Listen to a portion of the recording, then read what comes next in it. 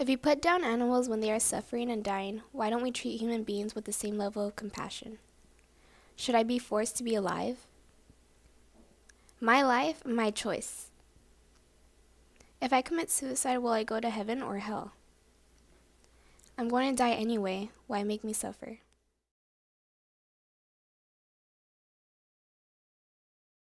What is assisted suicide? When did it become legal? Who was the founder? And where was it first passed? The meaning of assisted suicide is suicide committed by someone with assistance from another person. Oregon became the first state to legalize assisted suicide in 1994.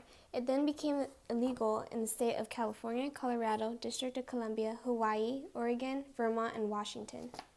Jack Kevorkian was the founder of assisted suicide, also known as Dr. Death. He created a machine that contains chemicals to kill a patient. He first used it on an Alzheimer's woman. He then helped Tommy, 31-year-old, commit suicide. I want time to be free.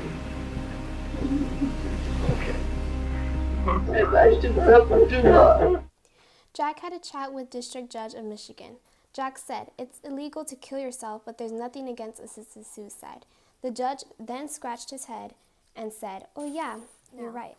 What are the pros of assisted suicide?" Some physicians and patients believe assisted suicide is right because the patient's pain and suffering will end, healthcare costs can be reduced, and the pain of the patient's family will be reduced. What are the cons of assisted suicide? Personally, I disagree with the legalization of assisted suicide. Here's why.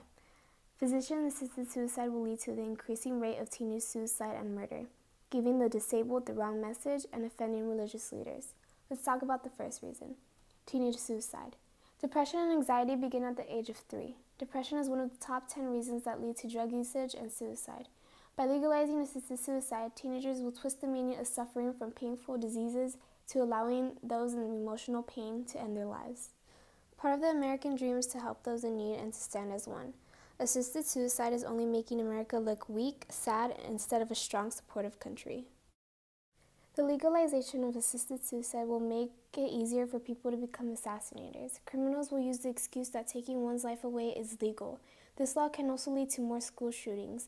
Youth will consider taking the lives of innocent people as an okay thing to do.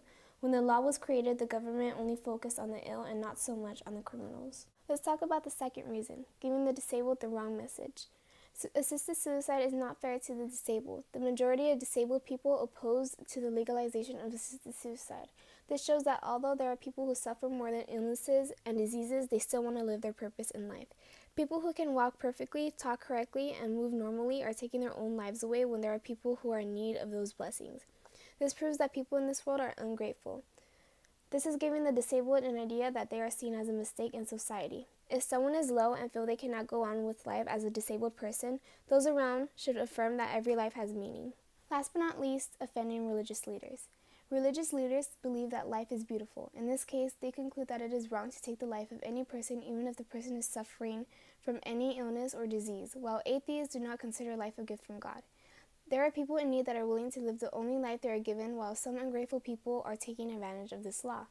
The Bible teaches that human dignity is inherent and not based on capabilities or quality of life. If a man takes the life of any human being, he shall surely be put to death. This verse is saying that if men kill men, then they will pay the consequences with their life.